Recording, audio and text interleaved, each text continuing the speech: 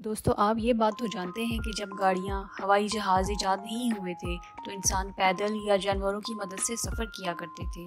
फिर सबसे पहले पहिया यानी कि टायर इजाद हुआ, जिससे लोगों को ख्याल आया कि इससे तो बहुत काम की चीज़ें भी बनाई जा सकती हैं, और यूं पैदल से इंसान गाड़ी तक पहुंचा। मगर बात यहाँ पर ख़त्म नहीं होती। आज के इस जदीद दौर में तो इंसान चांद तक का सफ़र करने लगा है, और यही नहीं बल्कि बिलियनियर एलॉन मस्क तो चांद पर हाउसिंग सोसाइटी बनाने लगा है। मगर क्या आप जानते हैं कि चांद पर जाने वाला पहला इंसान कौन था, और तकरीबन 50 साल पहले की टेक्नोलॉजी से ये कैसे मुमकिन हुआ? मज़ीद जानने के लिए और इस तरह की इंटरेस्टिंग टॉपिक्स पर वीडियो देखने के लिए चैनल ज़रूर विज़िट करें, और अगर हमारा चैनल अच्छा लगे तो सब्सक्राइब ज़रूर कर दें। दोस्तों, नील आर्मस्ट्रॉन्ग वो इंसान हैं जिन्होंने दुनिया को बताया कि हर चीज़ पॉसिबल है। 1 जून 1962 में नासा चांद पर जाने वाले मिशन के लिए एस्ट्रोनॉट सेलेक्ट कर रही थी, और इस मिशन को अपोलो मिशन का नाम दिया गया। नील आर्मस्ट्रॉन्ग ने भी इस मिशन के लिए अप्लाई किया, मगर नासा ने उन्हें ना रखा और रिजेक्ट कर दिया। मगर इसी बीच नील आर्मस्ट्रॉन्ग की बेटी ब्रेन ट्यूमर की वजह से दुनिया से चली गई, जिस पर नील के फ्रेंड जो कि नासा के हेड ऑफ फ्लाइंग डिपार्टमेंट थे, उन्होंने नील की परेशानी को देखते हुए नील को इस मिशन के लिए सिलेक्ट कर लिया। नील समेत टोटल 29 पायलट्स थे जिनको अपोलो मिशन की ट्रेनिंग दी जा रही थी, और 29 में से फिर 3 को सिलेक्ट होना था। 16 साल की उम्र में ही नील पायलट बन गए थे और 78 कम्बैट मिशंस कर चुके थे, और बहुत सारे अलग अलग किस्म के प्लेन उड़ाने की सलाहियत रखते थे। फिर 1996 में अपोलो मिशन की ट्रेनिंग ख़त्म की गई और 3 एस्ट्रोनॉट्स को सिलेक्ट कर दिया गया, जिनमें माइकल, एडविन और नील आर्मस्ट्रॉन्ग थे।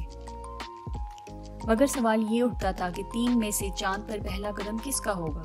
माइकल तो बिल्कुल नहीं हो सकते थे क्योंकि वो कमांड मॉड्यूल पायलट थे। पीछे रह गए नील और एडविन। तो ये ऑनर नील को दिया गया क्योंकि वो एडविन के सीनियर थे। चांद पर कदम रखते ही नील ने कुछ ऐसा कहा, this is one small step for a man, one giant leap for mankind. यानी कि चांद पर नील का पहला कदम दुनिया के लिए बहुत ज़्यादा अहमियत रखता है। और आपको ये बात जानकर हैरानी होगी कि मिशन के बाद नील ने बताया कि ये लाइन उन्होंने पहले से ही तैयार नहीं की थी, बल्कि चांद पर कदम रखते ही उनके दिमाग में आई।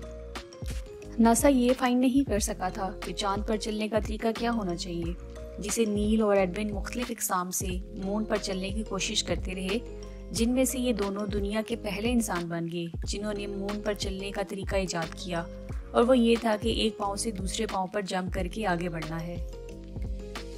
हेडक्वार्टर के मुताबिक उन्होंने चांद के बारे में कुछ ऐसा बोला कि इसकी ज़मीन ऐसे है जैसे किसी ने पाउडर फैला रखा हो।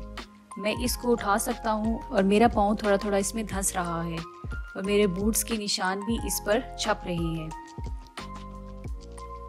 मिशन की वापसी पर उन्हें कुछ टाइम के लिए हॉस्पिटलाइज किया गया ताकि उनका चेकअप किया जा सके कि इनको कोई इन्फेक्शन तो नहीं हो गया, जिसके बाद नील ने नासा से रिज़ाइन कर दिया और एक यूनिवर्सिटी में प्रोफेसर की हैसियत से एरोस्पेस इंजीनियरिंग पढ़ाने लगे। अगस्त 2012 के शुरू में ही उनकी हार्ट की बाईपास सर्जरी की गई थी, जिससे वो रिकवर भी कर रहे थे, मगर बदकिस्मती से इंटरनल ब्लीडिंग बंद ना हुई, जिसकी वजह से 25 अगस्त 2012 को नील आर्मस्ट्रॉन्ग की डेथ हो गई, जिस पर प्रेसिडेंट ओबामा ने कहा था कि नील आर्मस्ट्रॉन्ग अमेरिका के हीरोज़ में से एक थे और रहेंगे। आपको ये जान के हैरानी होगी कि नील आर्मस्ट्रॉन्ग ज़मीन में नहीं बल्कि अटलांटिक ओशन में दफन किए गए, क्योंकि वो पहले एक नेवी पायलट भी रह चुके थे। उम्मीद करती हूँ आपको हमारी आज की वीडियो इन्फॉर्मेटिव लगी होगी। मज़ीद ऐसी वीडियोस देखने के लिए चैनल से जुड़े रहें।